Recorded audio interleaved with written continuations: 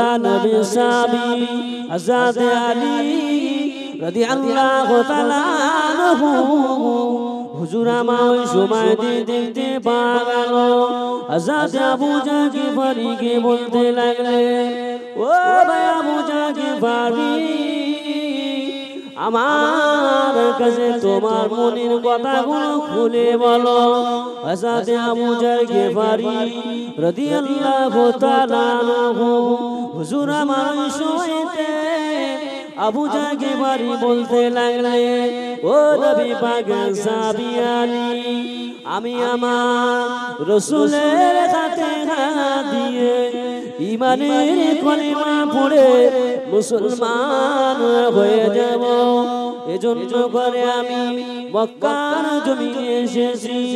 ওই সময় দেখতে পাওয়া গেল আল্লাহ নবী সাহাবী হযরত আলী রাদিয়াল্লাহু তাআলা হুজুর আমার ওই সময়তে আবু জাহল গিফারিকে বলতে লাগলেন, ও ভাই আবু জাহল গিফারি, যখন ফজরে আযান হয়ে যাবে, ফজরে আযান যখন হয়ে যাবে, ওই সময়তে আমার সঙ্গে তুমি আমার সঙ্গে যাবে, আমি বিশ্ব নবীকে দেখিয়ে দেব।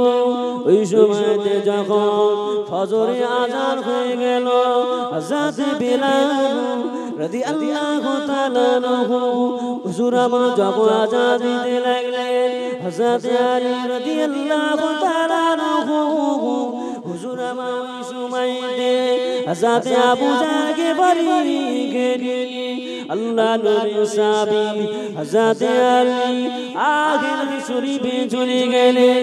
ফজরের নামাজ আদায় করে নিয়ে আল্লাহ নবী সাহাবী হযরত আবু জাহল গিফারি রাদিয়াল্লাহু তাআলা আনহু হুজুর আমার আল্লাহ নবীকে দেখিয়ে দিয়ে দিলেন। আল্লাহ নবী বসে বসে যখন সাহাবায়ে কেরাম দিগকে নিয়ে ওয়াজ করছেন, ওই সময় আল্লাহ নবী সাহাবী হযরত আলী আবু জাহল গিফারিকে নিয়ে আল্লাহ নবী সৈন্যকে নিয়ে চলে গেলেন। আল্লাহ নবী সৈন্যকে যখন চলে গেলেন, হযরত আবু জাহল গিফারি আমার নবীর নূরের কদম দুটো জড়িয়ে ধরে হাও হাও করে ইয়া রাসূলুল্লাহ, ইয়া হাবিবাল্লাহ, আমি আমার গিফার শহর যখন আমার সন্ধান পেয়ে গিয়েছি, মক্কা জমিনে একটা মানুষ এসেছে, মহামানব মুহাম্মদুর রাসূলুল্লাহ সাল্লাল্লাহু আলাইহি সাল্লাম, সেই মানুষের হাতে মানুষ দলে দলে ইসলামের কলেমা পড়ে মুসলমান হচ্ছে। আমার মনে তো সব ইচ্ছা জেগেছে, আমি ছিলাম বড় খ্রিস্টানদের বড় পাদ্রী, কিন্তু আমার মনে ইচ্ছা সেই মানব মহামানবটার হাতে হাত দিয়ে জীবনের মতন কলেমা পড়ে মুসলমান হওয়া আমার মনে ইচ্ছা। এইজন্য করে আমার গিফার শহর থেকে আমার সব ছেড়ে দিয়ে আমি মক্কা শরীফে চলে এসেছি। ইসলামকে কতটা আমরা সেই কষ্ট করতে হয়নি, মায়ের পেট থেকে পড়েছে আপনারা ইসলামটা পেয়েছি। হযরত আলী, হযরত আবু বকর, বিশ্ব নবী সাহাবীরা কত কষ্ট করে নিজের গায়ে রক্ত দিয়ে ইসলামকে প্রতিষ্ঠিত করেছে, আমরা আজকে সে আমাদের দ্বারাই সেই ইসলামকে আমাদের দ্বারাই কলুষিত করছি। আমরা ইসলামের মান্যতা দিতে পারি, আমাদের ছেলেরা আমাদের সন্তানের রাস্তায় দাঁড়িয়ে দাঁড়িয়ে পেশাব দিচ্ছে, কিন্তু আমরা সেই শিক্ষা দিতে পারিনি, যার কারণে আজকে ছেলেগুলো আজকে ফোন নিয়ে ব্যস্ত। কিন্তু আমাদের সেই শিক্ষা দিতে হবে, সুন্নাতে রাসূলের শিক্ষা যদি থাকে, সেই কোনোদিন অন্যায় কাজ করতে পারবে না। দরুদ আল্লাহুম্মা সাল্লি আলা ওয়া আলা আলি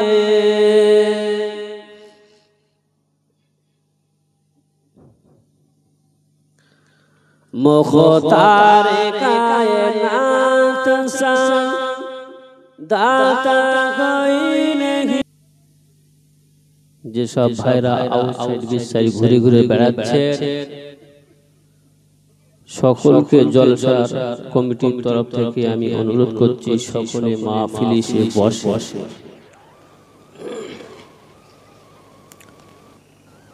أعوذ بالله من الشيطان الرجيم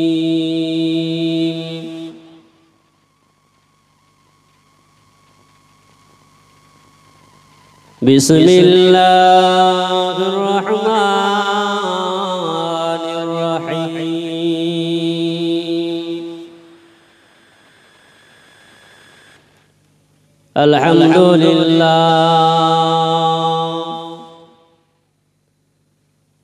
الحمد لله نحمده ونستعينه ونستغفره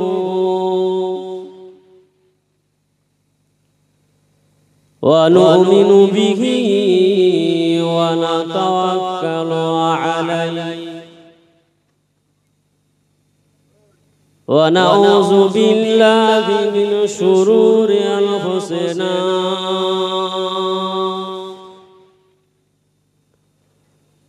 ومن سيئات أعمالنا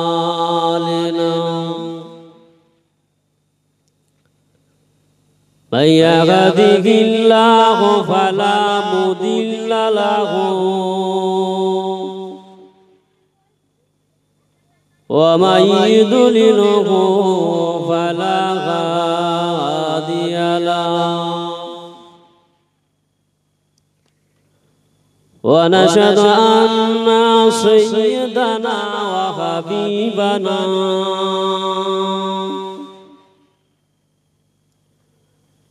ومولانا محمدا عبده ورسوله أما بعد فيا أيها الحاضرون رحمكم الله قال الله تعالى في كلام المجيد والفرقان الحميد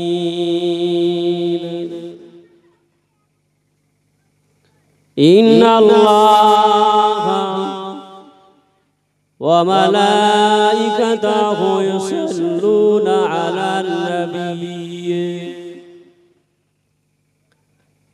يا أيها الذين آمنوا صلوا عليه وسلموا تسليما درود اللهم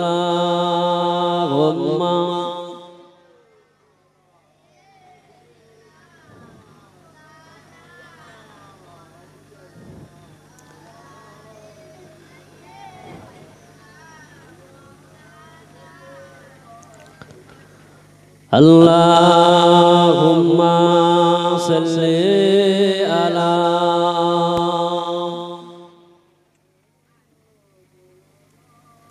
وعلى آل سيدنا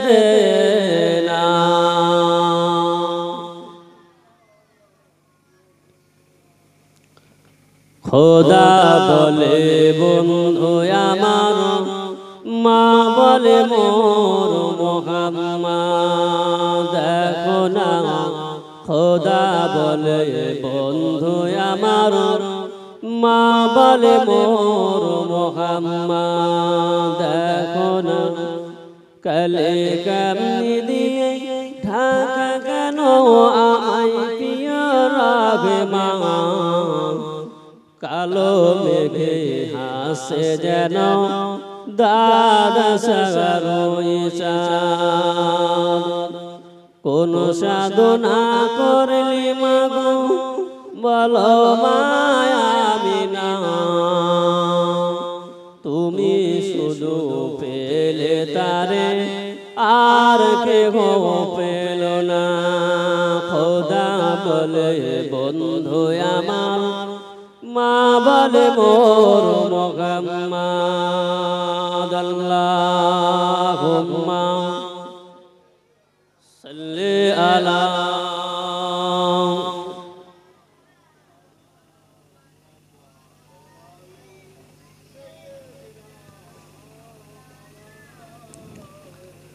কালোর সম্মানে খোদা করলো কেন দান কামলেতে ওই ঢাকায় আমার প্রিয় মুহাম্মদ কামলেতে ওই ঢাকায় আমার প্রিয় মুহাম্মদ কালোর সম্মানে খোদা করলো কেন দান কামলেতে ওই ঢাকায় আমার প্রিয় মুহাম্মদ কামলেতে ওই ঢাকায় আমার প্রিয় মুহাম্মদ আলিফ লাম মিম বলে কোরআনে আজিম আলিফতে আল্লাহু আহাদ লামের কি ভেদ জানে আমার প্রিয় মুহাম্মদ লামের কি ভেদ জানে আমার প্রিয় মুহাম্মদ কালোর সম্মানে খোদা করলো কেন দান আদমকে করলো খোদা আলিফি আকারে লামের মুকুট পরিয়ে দিল আদম শিরে বলে ধীরে ধীরে ওরে মাটির আদম তোমায় চুমিব কদম পান করে দেখবি মনের শান কামলেতে ওই ঢাকায় আমার প্রিয় মুহাম্মদ কামলেতে ওই ঢাকায় আমার প্রিয় মুহাম্মদ কালোর সম্মানে খোদা করলো কেন দান আল্লাহুম্মা সাল্লি আলা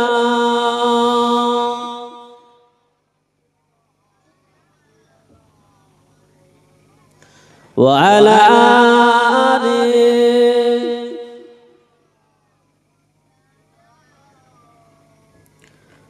আল্লাহুম্মা সাল্লি আলা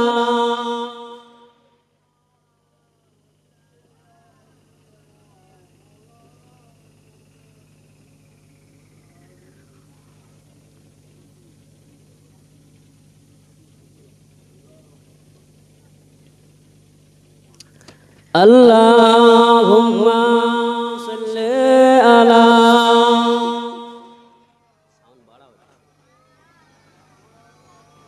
সাউন্ড একটু বাড়াও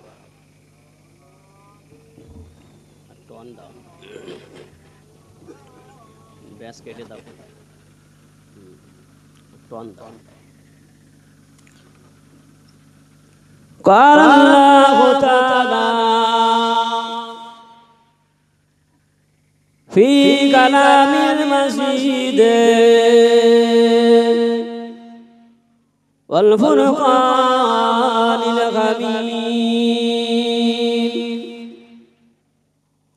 يا أيها الذين آمنوا لا ترفعوا أصواتكم فوق صوت النبي قال رسول الله صلى الله عليه وسلم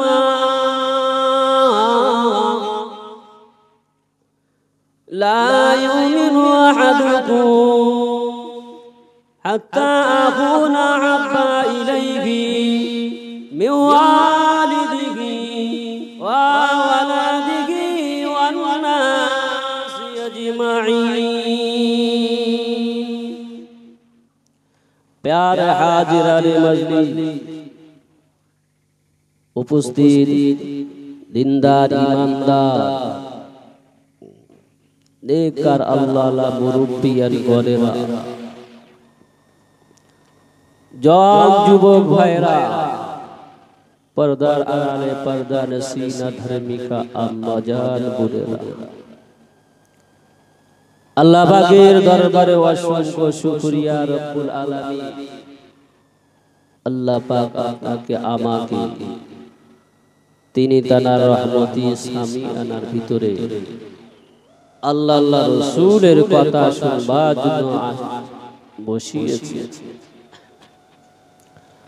আল্লাহ পাকের দরবারে অসংখ্য শুকরিয়া রব্বুল আলামিন, যে সময় আমি মাইকে মুখ দিয়েছি সময় হসপিটালের বেডে কাতরাচ্ছে। আল্লাহ পাক তা না করে সমস্ত বিপদ থেকে আমাদের রক্ষা করে তিনি রহমতি সামিয়ানা ভিতরে আসার এবং বসার তৌফিক দান করেছেন।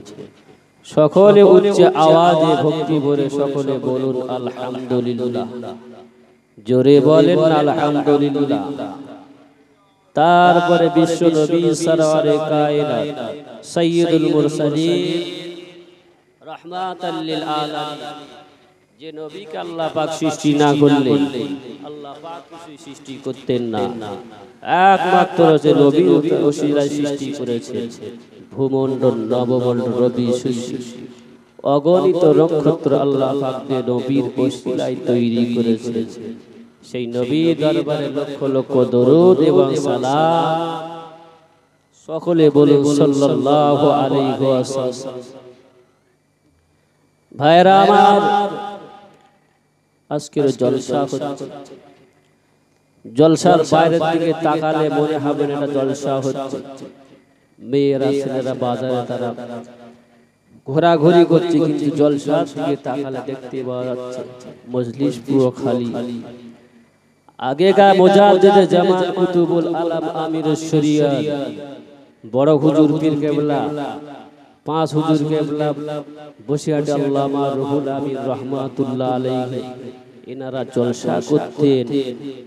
তাদের কথা শুনে মানুষ হেদায়েত পেয়ে যেত।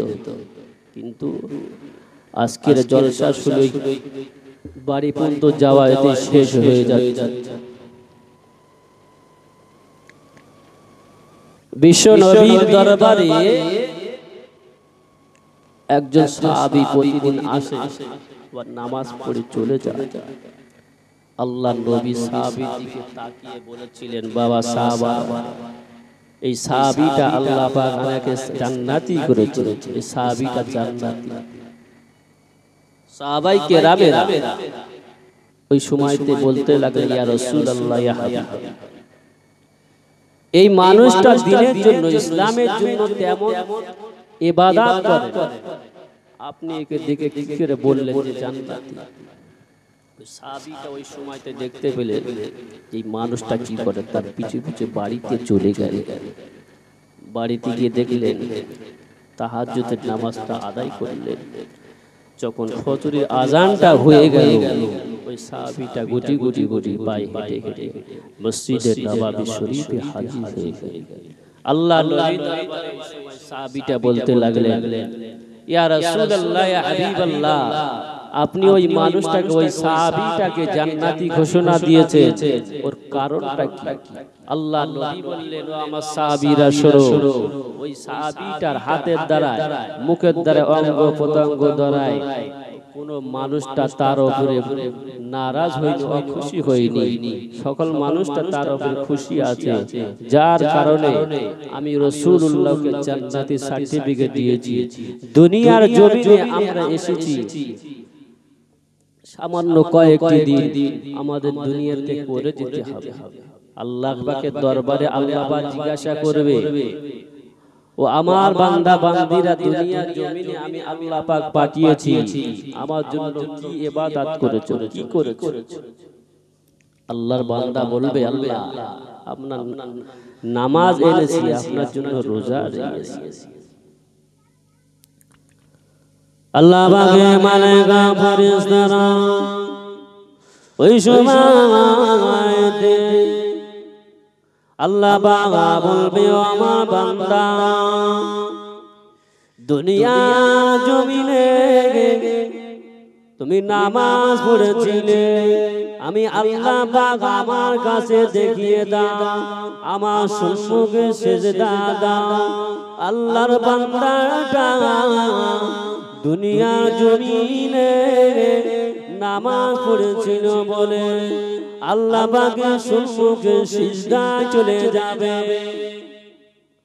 কখন বান্দাকে আল্লাহ পাক বলবে ও আমার বান্দা দুনিয়া জমিনে নামাজ পড়েছিলে আমি আল্লাহ বা আমার সম্মুখে একটি সিজদা দিয়ে দেখা দুনিয়ার জন্য নামাজ পড়েছো দুনিয়ার জমিনে আমার সম্মুখে একটা সিজদা দিয়ে দেখা বান্দা যখন সিজদা দিতে যাবে বান্দা উল্টো দিকে পড়ে যাবে বান্দা সিজদা দিতে পারবে আল্লাহর বান্দা এমন আছে দুনিয়াতে ধোঁকা দিয়েছিল আল্লাহর কাছে গিয়ে ধোঁকাবাজি চিটিংবাজি মিথ্যা কথা বলবে ও আমার জানেনা ও মুসলমান ছেলেরা কান্না করে শুনে রেখে দিন আল্লাহ পাক দুনিয়া জমিন আল্লাহ পাক সর্বপ্রথম আমার নবীর নূর মুবারকে তৈরি করলেন সর্বপ্রথম আমার নবী পাকের নূর মুবারক তৈরি করলেন তারপরে আল্লাহ পাক ফেরেশতা মণ্ডলীকে তৈরি করলেন আল্লাহ পাক ফেরেশতা মণ্ডলীকে তৈরি করলেন তৈরি করার পরে আল্লাহ পাক ফেরেশতা দিগকে বলতে লাগলেন ও আমার ফেরেশতারা আমি আল্লাহ পাক প্রতিনিধি বানাতে চাই মানুষ বানাতে চাই ফেরেশতারা ওই সময়তে বলতে লাগলেন রব্বি আল্লাহ আমরাই যথেষ্ট আমরা আপনার ইবাদত করি বندگی করি মানুষ বানাবেন তারা দুনিয়ার জমিনে হিংসা ফাসাদ করবে মারামারি করবে আল্লাহ মানুষ বানাবেন না আল্লাহ বললেন ক্বালা ইন্নী আ'লামু মা লা তা'লামুন আমি আল্লাহ পাক যা জানি তোমরা তা জানো না আল্লাহ পাক জিবরাইল ফেরেশতাকে ডাকলেন ও আমার মালায়েকা ফেরেশতা জিবরাইল দুনিয়া জমিনে চলে যাও দুনিয়া জমিনে গিয়ে সমস্ত জায়গার মাটি নিয়ে এসো সমস্ত জায়গার এক মুঠো মাটি নিয়ে এসো আমি আল্লাহ পাক আদম সন্তান বানাবো আল্লাহ পাকে মালায়েকা ফেরেশতা হযরত জিবরাইল আমিন আলাইহিস সালাম আল্লাহ পাকে জমিনে চলে যাবে ওই সময়তে আল্লাহ পাকে মালায়েকা ফেরেশতা হযরত জিবরাইল আমিন আলাইহিস সালাম যখন মাটি নিতে যাবে ওই সময়তে আল্লাহ পাকের জমিনে জবানটা খুলে যাবে ও আল্লাহ পাকের মালায়েকা ফেরেশতা হযরত জিবরাইল আমিন আমরা মাটি আমাদেরকে নিয়ে যাবেন না এই মাটি দিয়ে আল্লাহ পাক আদম মানুষ বানাবে আদম সন্তান বানাবে তারা দুনিয়া জমিনে গুনার কাজ করবে আমি মাটি সইতে পারবো না আমি মাটি সহ্য করতে পারবো না আল্লাহ পাকের মালায়েকা ফেরেশতা হযরত জিবরাইল আমিন আলাইহিস সালাম আল্লাহ পাকের দরবারে চলে যাবে ও রব্বুল আলামিন আল্লাহ পাক মাটি আমি আনতে পারবো না মাটি ফরিয়াদ করেছে আল্লাহ মাটি দিয়ে আদম সন্তান বানাবে যে মাটি দিয়ে আদম সন্তান বানাবে দুনিয়া জমিনে তারা গিয়ে মারামারি করবে হানাহানি করবে তারা গুনাহ কাজ করবে আমি মাটি সহ্য করতে পারবো না আমি মাটি সইতে পারবো না ওই সময়তে আল্লাহ ওই সময়তে দেখতে পাওয়া যাবে হযরত মালিকুল মউত হযরত আজরাইল আমিন আলাইহিস সালাম হযরত আজরাইলকে ডাকলেন ও আমার ফেরেশতা আজরাইল চলে যাও জমিনে গিয়ে এক মুঠো সারা জমিনের এক মুঠো মাটি নিয়ে এসো আমি আল্লাহ মানুষ বানাবো আদম সন্তানকে বানাবো আল্লাহ পাকের মালায়েকা ফেরেশতা হযরত আজরাইল আলাইহিস সালাম চলে যাবে সমস্ত জায়গার মাটি দিয়ে চলে আল্লাহ পাক ওই মাটিটা 40 বছর ভিজিয়ে রেখে আদম আলাইহিস সালামের টেক্সচারটা তৈরি করলে, ফ্রেমটা তৈরি করার পরে আদম আলাইহিস সালামের রূহটা নাকের ভিতরে প্রবেশ করিয়ে দিলেন। আদমের রূহ ওই সময়তে বলতে লাগলেন, আল্লাহ এর ভিতরে এত অন্ধকার, আমি কি করে থাকব? এত অন্ধকার আমি কি করে থাকবো এর ভিতরে? আল্লাহ সময় বলছিলেন, এ আদমের রূহ, আমি আল্লাহ পাক আমার জান্নাতের দিকে তাকিয়ে দেখো, আমার জান্নাতের চৌকাঠের দিকে তাকিয়ে দেখো। আদমের ওই সময় দেখতে পেলে কিনা জান্নাতের চৌকাঠে লেখা আছে লা ইলাহা ইল্লাল্লাহু মুহাম্মাদুর রাসূলুল্লাহ। আদমের ওই সময় দেখতে পেলে কিনা জান্নাতের ভিতরে লেখা আছে আখির জামানা নবী নূর নবী হাবিবুল্লাহ নামটা। আল্লাহ পাক ওই সময় বলেছিলেন, এ আদমের শুনে রেখে দাও, আমি আল্লাহ পাক ওই আমার আখির জামানা নবীকে যদি না বানাতাম, আমি তোমাকে বানাতাম না। আখির জামানা নবীকে যদি আল্লাহ পাক না তৈরি করতাম, সৃষ্টি করতাম, এ আদমের রূহ আমি আল্লাহ পাক তোমাকেও বানাতাম। আল্লাহ পাক আদম আলাইহিস সালাম জান্নাতে থাকে, কিন্তু একা ভালো লাগে না। যখন ফেরেশতা দিগকে আদম আলাইহিস সালাম ওই সময়তে ফেরেশতা দিগকে আল্লাহ পাক হুকুম করলে, আমার নবী আদম আমার ফেরেশতা মণ্ডলীকে দিয়ে সালাম করো। আদম আলাইহিস সালাম ফেরেশতা দিগকে সালাম দিলেন। আল্লাহ বললেন, আদম এই সালামটা তোমাদের ভিতরে সীমাবদ্ধ থাকবে না, পৃথিবীতে যত আদম সন্তান আসবে তাদের মুখে মুখে এই সালামটা পৌঁছে দেবে। আজকে সালামটা উঠে গেছে, পাড়ায় পাড়ায় দ্বন্দ্ব, ভাই ভাই দ্বন্দ্ব, কথা হয় না। হযরত আবু বকর সিদ্দিক, হযরত আলী, হযরত আবু বকর সিদ্দিক রাদিয়াল্লাহু তাআলা আনহু হুজুর আমার আলী হুজুরকে যখন দেখতে পেতেন সঙ্গে সঙ্গে সালাম দিতে। তা এক সময় হযরত আলী সালাম দেন, আবু বকর সালাম দেন, আলী উত্তর দেন। ওই সময়তে আল্লাহর নবী সাহাবী মুসলিম জাদের প্রধান খলিফা হযরত আবু বকর সিদ্দিক হুজুর আমার বিশ্ব নবীর দরবারে নালিশ করেছেন, ইয়া রাসূলুল্লাহ, ইয়া হাবিবাল্লাহ, আজ 3টা দিন হয়ে গেল আমার ভাই আলী আগে সালাম দিত, এখন আর সালাম দেয় না। আল্লাহ নবী আলীকে ডাকলেন, বাবা আলী, আমার আবু বকর ঠিক বলছে। হযরত আলী এই সময় বলেছিলেন, ইয়া রাসূলুল্লাহ, ইয়া হাবিবাল্লাহ, আমি স্বপ্নের মধ্যে দেখেছি যে আগে সালাম দেয় আল্লাহ পাক তার জন্য জান্নাতে একটা সিংহাসন বানিয়ে রেখেছে। এজন্য করে আমার ভাই আলী সর্ব জায়গায় আগে আপনার হিজরতের সঙ্গী, আপনার হীরা গুহার সঙ্গী, আপনার আবু বকর সমস্ত জায়গায় পৃথিবীর আমল, পৃথিবীর সমস্ত মানুষের আমল যদি এক পাল্লায় দেওয়া হয় আর আবু বকরের আমলটা যদি অপর পাল্লায় দেওয়া হয়, আবু বকরের আমলের পাল্লাটা ভারী হয়ে যাবে। পৃথিবীর সমস্ত মানুষ অপেক্ষা আবু বকরের আমলের পাল্লাটা ভারী হয়ে যাবে। এজন্য করে সাহাবী আবু বকর সর্ব জায়গায় আগে, এজন্য করে যদি ওই সিংহাসনটা আগে সালাম দিয়ে পেয়ে যায়, সালাম দেওয়া কত ফজিলত।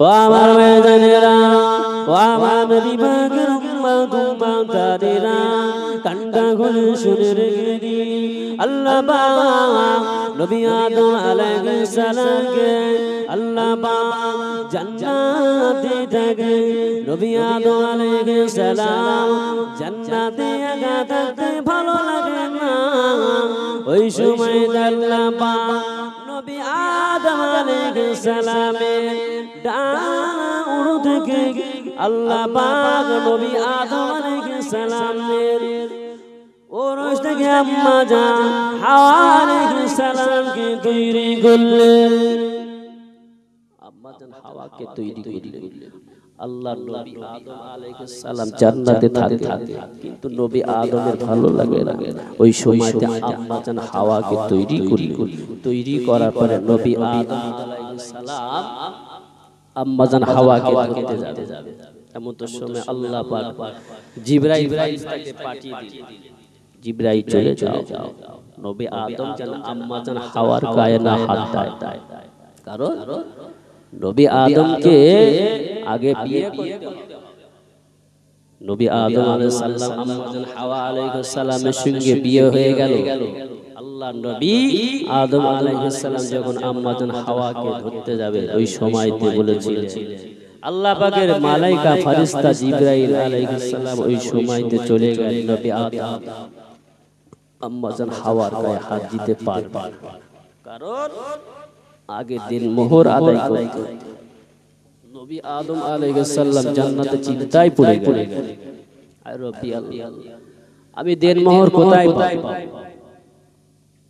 আল্লাহ পাক ফেরেশতা জিবরাইলকে জানিয়ে দিয়ে দিলেন আমার নবী আদমকে জানিয়ে দাও যে আমার নবী আদম জান্নাতে যে কলেমাটা লেখা আছে আখিরি জামানার নবী ওই কলেমাটা 10 বার পড়ে নাও দরুদ পড়ে নাও তোমার দিন মোহরটা আদায় হয়ে যাবে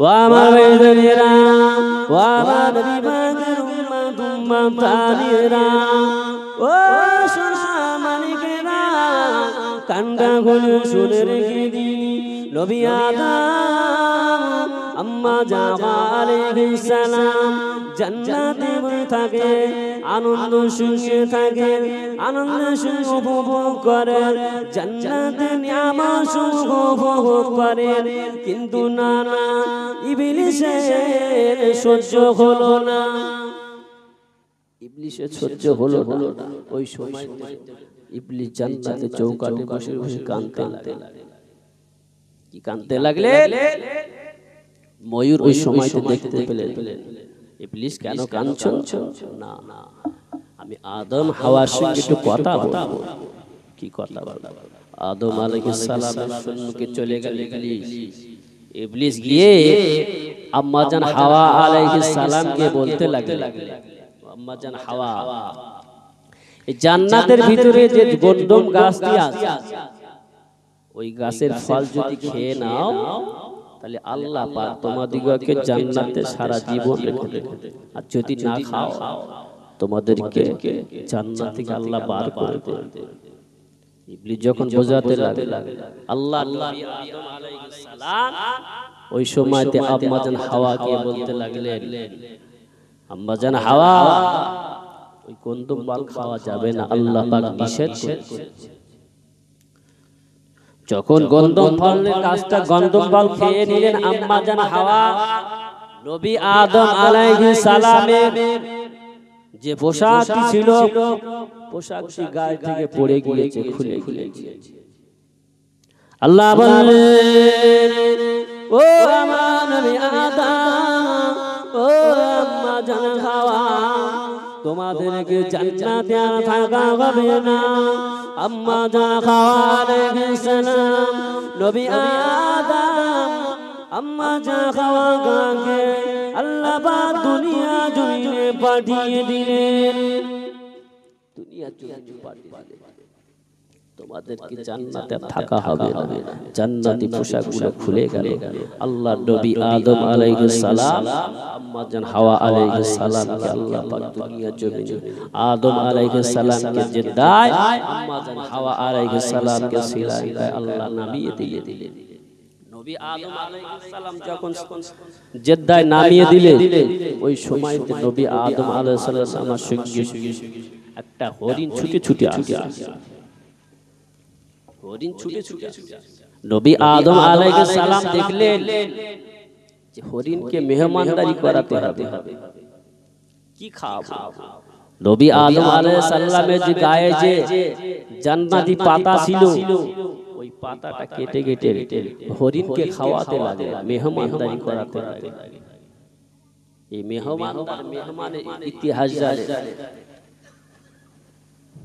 নবী আদম আলাইহিস সালাম থেকে মেহমানদারি কেমন করাতে হয়। আমাদের বাড়িতে মেহমান আসলে আমরা রেগে যাই, বাড়িতে নেই বলি তাকে তাড়িয়ে দিই। ও আমার ভাইজানেরা, ও আমার বিভাগের উম্মাতানিরা, ও সোনা মানিকেরা, আল্লাহ নবী দিন দুনিয়ার বাদশা হাবিবুল্লাহ জনাবে মুহাম্মদুর রাসূলুল্লাহ সাল্লাল্লাহু আলাইহি ওয়াসাল্লামের প্রিয় সাহাবী হযরত আলী রাদিয়াল্লাহু তাআলা আনহু হুজুরামা কাবা শরীফে মসজিদে হারাম শরীফে নামাজ আদায় করে দেখতে পেলেন কিনা আল্লাহ নবী মদিনা মসজিদে নববী শরীফ থেকে আল্লাহ নবী সাহাবী আলী বাড়িতে চলে গেলেন। ও আমার ভাইজানেরা, ও নবী পাক দিওয়ানারা, ইসলামকে কত কষ্ট করে আমাদের কাছে এসেছে।